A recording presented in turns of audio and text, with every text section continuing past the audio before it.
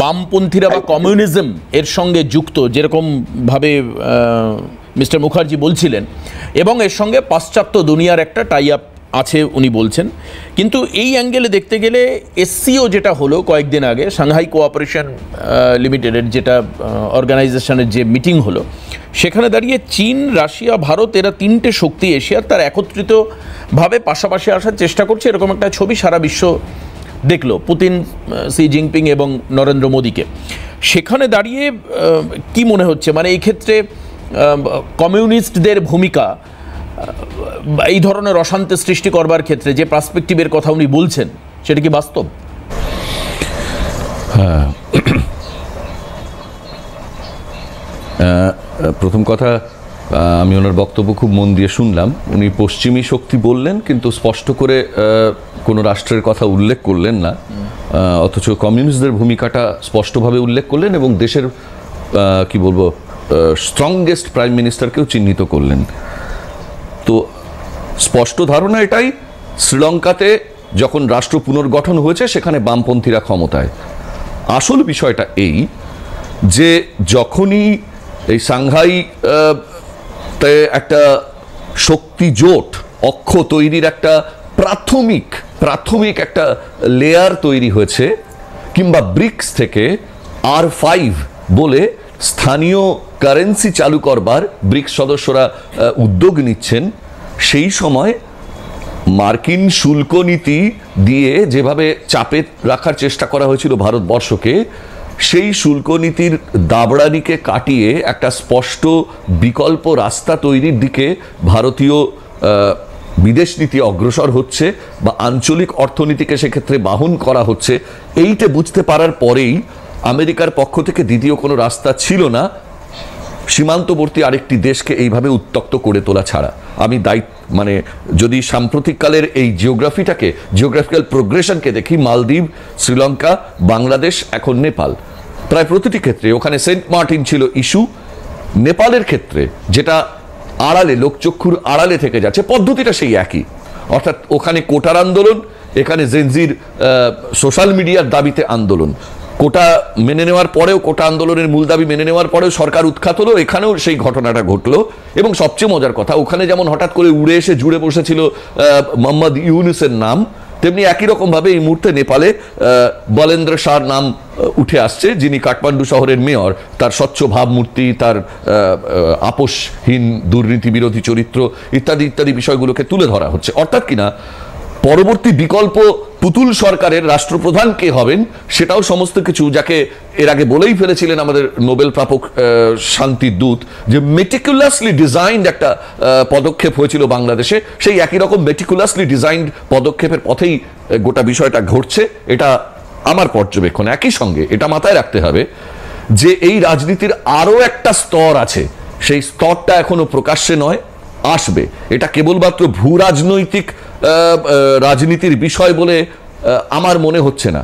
এর সঙ্গে দ্বিতীয় যে বিষয়টি আছে সেটা হচ্ছে একটা strategic point, that is Everest, Mount Everest. এই কথাটি এখনো পর্যন্ত কোনো চ্যানেল বা কোনো জায়গাতে এখনো পর্যন্ত অ্যানালিসিসে এই বিষয়টি আসেনি।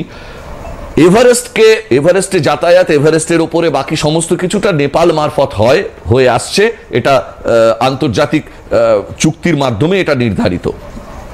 এভারেস্ট স্ট্র্যাটেজিক্যালি এখন এই মুহূর্তে গুরুত্ব হয়ে পড়ছে চীনের ওপর, বা এভারেস্টের অংশ বিশেষ চীনের ওপর নজরদারি, রাশিয়াকে নজরে রাখা, এই সমস্ত কিছু, এবং নেপালকে বেস করে যদি এই মুহূর্তে একটি বিশেষ নজরদারি কেন্দ্র, যেভাবে সেন্ট মার্টিনের পরিকল্পনা হয়েছে, সেই একই রকম নজরদারি কেন্দ্র তৈরি করা যায়, তাহলে যেমনভাবে সমুদ্রের ওপরে আমেরিকার দখলদারি প্রতিষ্ঠিত হচ্ছে, একই রকমভাবে হিমালয় পার্বত্য অঞ্চলের দখলদারি প্রতিষ্ঠার একটি অন্যতম কেন্দ্রবিন্দু হয়ে উঠবে নেপাল, বা এই মানে এভারেস্টের এই বিস্তৃত অঞ্চলের বিষয়টা মাথায় রাখতে হবে। যে নেপালে এই ঘটনা ঘটানোটা খুব সহজ এই কারণেই ছিল যে রাজতন্ত্র পরবর্তীকালে নেপালের যে আভ্যন্তরীণ রাজনীতি, সেই আভ্যন্তরীণ রাজনীতিতে প্রথমে মানে প্রচণ্ড এদের মাওবাদী সরকার, পরবর্তীকালে ওখানে বামপন্থী বা এই মাওবাদীদের সঙ্গে সেখানকার নেপালি কংগ্রেসের একটা অংশ, তারা মিলেজুলে একটা সরকার তৈরি করেছে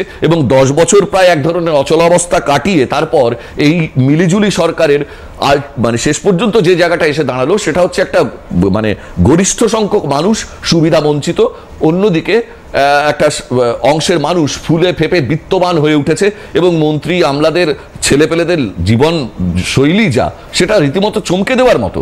এবং একই সঙ্গে আরো একটা বিষয় মাথায় রাখতে হবে, অতি দ্রুত এই অসন্তোষগুলো ছড়িয়ে পড়ছে কিন্তু যে কারণে, সেটা হচ্ছে ধরুন শ্রীলঙ্কা এক ভাষিক দেশ, বাংলাদেশ এক ভাষিক দেশ, নেপাল এক ভাষিক দেশ, ফলে বিদ্রোহীদের মধ্যে যোগাযোগগুলো, এই নৈরাজ্য সৃষ্টিকারীদের মধ্যে যোগাযোগগুলো খুব দ্রুত প্রসারিত হয়। ভারতবর্ষের মতো দেশে যেখানে বহু ভাষার ভিত্তিতে আমাদের রাষ্ট্র গঠিত, তাকে কোনোভাবে ভেঙে এই যে হিন্দি হিন্দু হিন্দুস্তান এই জিগির যদি কোনোদিন সাকসেসফুল হয় আমাদের দেশে, আমাদের দেশও বেহাত হয়ে যেতে খুব বেশি সময় লাগবে না। ফলে এই হিন্দির চাপিয়ে দেওয়ার সামগ্রিক ব্যাপারটা, এইটা একটা আমাদের দেশের মানে সার্বভৌমত্বকেই শুধু চ্যালেঞ্জের মুখে ফেলবে না, আমরা কিন্তু এইভাবে পরাশক্তির চাপের ভেতরে চলে আসতে পারি একেবারে। আমি আবার যে জিনিসটার দিকে দৃষ্টি আকর্ষণ করব সেটা হচ্ছে নেপালি রাজনীতির, নেপালি গণতন্ত্রের একটা পাতলা স্তর, ভঙ্গুর স্তর, সবেমাত্র রাজতন্ত্র পার করে এখন যে জায়গায় এসে দাঁড়ালো নেপাল, সেনা শাসন আসবে কিনা কিংবা সেই পুতুল সরকার দিয়ে শাসন চলবে কিনা, এরকম একটা প্রশ্নের দোদুল্যমান জায়গার মধ্যে দাঁড়িয়ে যে জায়গাটা চিহ্নিত হচ্ছে সেটা হচ্ছে Bharatvarsha look east, act east ইত্যাদি করে শেষ পর্যন্ত ইস্টকে ছাড়িয়ে যত দূরে চলে গেছে তার বিদেশ নীতির প্রসারণ, বিশ্বগুরু থিওরেমকে সামনে রেখে নিকটবর্তী প্রতিবেশীগুলোর সঙ্গে যোগাযোগের সুতো কিন্তু হালকা হয়ে গেছে, অস্বীকার করার কোনো জায়গা নেই। আমরা বেশ খানিকটা তাদেরকে একেবারে যেন আমাদের সঙ্গেই থাকবেন, প্রচণ্ডভাবে আমাদের কনফিডেন্সের ব্যাপার, অথচ আমাদের মাথায় রাখতে হবে এই অলি সরকারের সময়তে কিন্তু ভারতবর্ষের ভূখণ্ডকে নেপালের অংশ দাবি করে এক নয়া মানচিত্র জারি করার প্রকল্প আমাদের সামনে এসেছিল। ফলে তখনও আমরা কিন্তু অ্যালার্ট হইনি, বুঝতে পারিনি যে আমাদের এই প্রতিবেশী আমাদের বেহাত হয়ে যাচ্ছে। বিভিন্ন রাষ্ট্রে যাচ্ছেন মাননীয় প্রধানমন্ত্রী, আমি বুঝলাম, কিন্তু ব্যাপার হচ্ছে এই অলি সরকার এর চলে যাওয়া, এটা তো এই আপনার এই বক্তব্যে আরেকটা প্রশ্ন আসছে যে চূড়ান্ত ভারত বিরোধিতা ছিল এই অলি সরকারের। তো এটাও একটা বিষয় যে নেপালে অশান্তির সৃষ্টি, তো তাহলে আমি যদি সেইভাবে জিও স্ট্র্যাটেজিক জায়গাটা দেখি তাহলে তো ভারতের খানিকটা সুবিধেই হলো।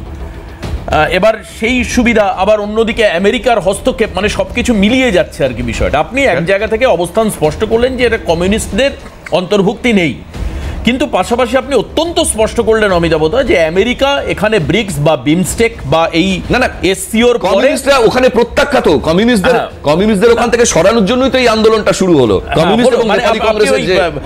মানে এয়ার কমান্ডারের বক্তব্য আপনি খণ্ডন করলেন, সেটা ঠিক, কিন্তু পাশাপাশি শাসন একটা ব্যর্থ শাসনে পরিণত হয়েছে। কিন্তু তাহলে আলটিমেট দেখা যেত যে এই অলি সরকার থাকলে তো যেগুলো মানে আমরা পাশ্চাত্য যে দুনিয়ার কথা বলি তার মধ্যে যদি আমরা আমেরিকার কথা বলি, আমেরিকার সেক্ষেত্রে ভারত বিরোধিতা করতে সুবিধা হতো, কারণ যেহেতু ভারত বিরোধী অলি ছিলেন। এমনকি আমরা যখন ওই মানে প্লেন হাইজ্যাকের সময় দেখেছি, আমি জানি না তখন মানে তখনও তো মানে কাঠমান্ডু এয়ারপোর্টকেই মনে ব্যবহার করা হয়েছিল সেই সময়। এটা মাথায় রাখতে হবে দেবাশিস, আমি দুটো কথা এখানে যুক্ত করি।